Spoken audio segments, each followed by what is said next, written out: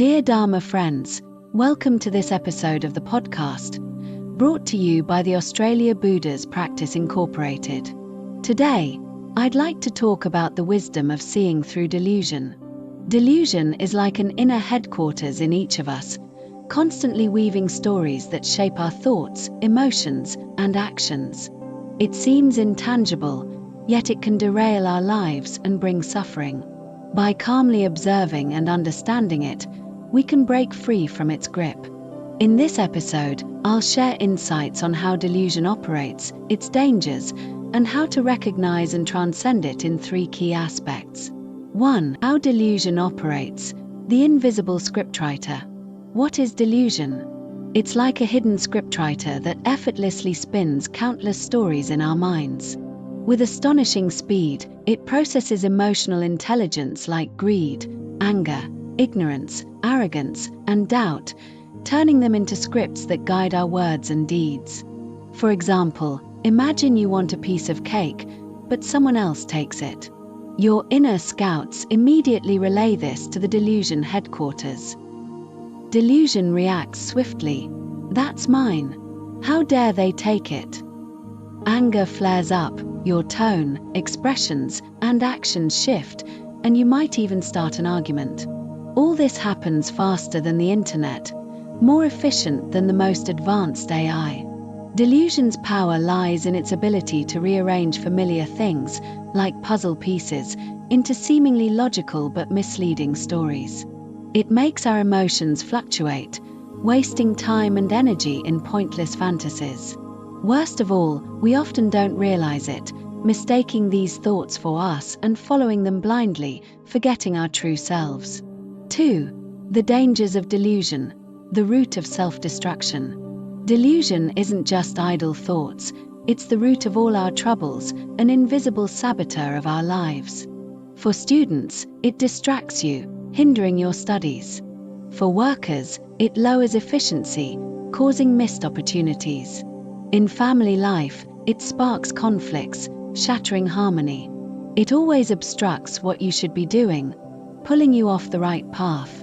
On a deeper level, delusion traps us in imagining outcomes without causes. It lures us into fantasizing about results without encouraging action.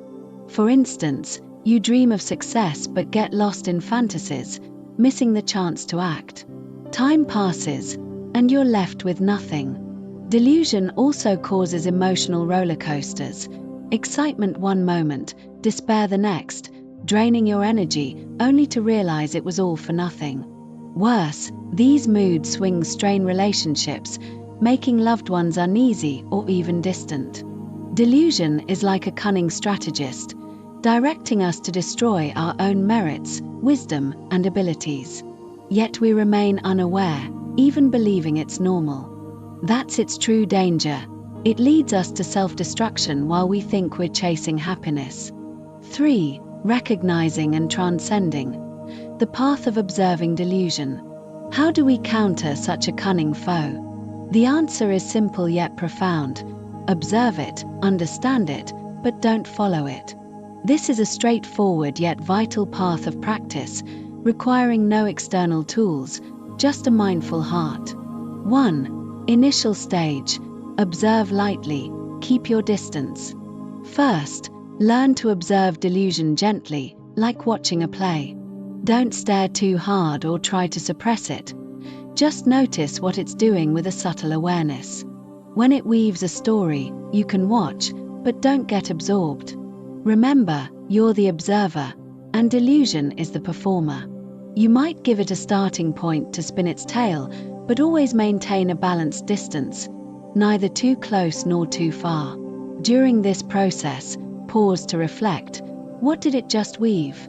How did it combine these thoughts? Where did they come from? Through these reflections, you'll see that delusion is illusory, merely stitching together known information into seemingly real stories. At this stage, focus on understanding its mechanics. Don't compete with it, it's too fast, and you can't outpace it. But by simply observing, no matter how fast it moves, it can't outrun your awareness. 2. Middle stage. Discern outcomes, recognize harm. Once you're familiar with delusion's workings, move to the middle stage, analyzing its outcomes.